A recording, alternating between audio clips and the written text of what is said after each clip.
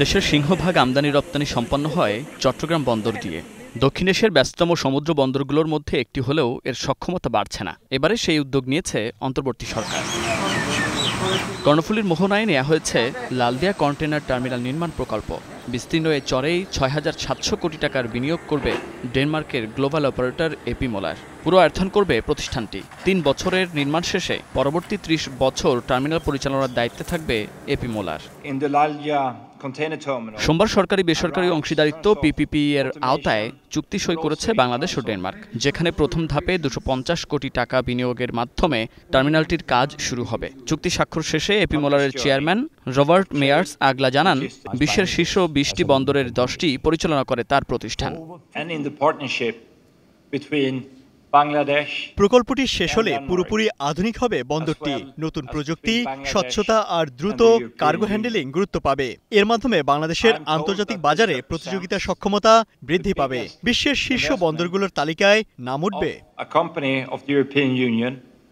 এ সময় পিপিপি কর্তৃপক্ষের প্রধান নির্বাহী চৌধুরী আশিক মাহমুদ বলেন, বন্দর নির্মাণে সরকার কোনো টাকা খরচ না করেই লালদিয়ার মাধ্যমে বছরে ৮ লাখ টিইউ অতিরিক্ত সক্ষমতা বাড়াতে পারবে। আমদানি রপ্তানির সময় নেমে আসবে অর্ধেকে।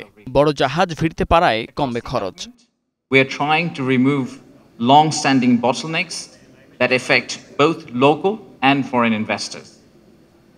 From customer reform to coordination among agencies, through NBR, through Central Bank, and through Chief Advisor's Office.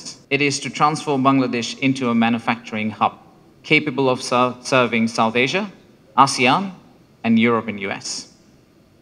But if you want to be taken seriously as a manufacturing hub, logistics cannot remain a bottleneck, and the foundation needs to be firm.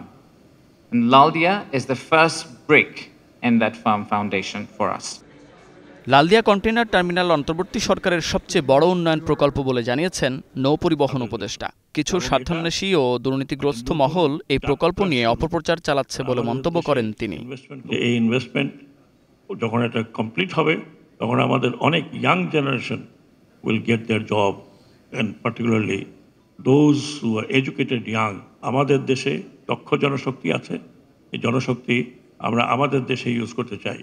আমি আশা করব যাদের বিরুদ্ধে সন্দেহ আছে, আজকে থেকে সেই সন্দেহ দূর হবে যে এটা দেশের জন্য, জাতির জন্য এই ইন্টারিম সরকারের সবচেয়ে বড় অবদান।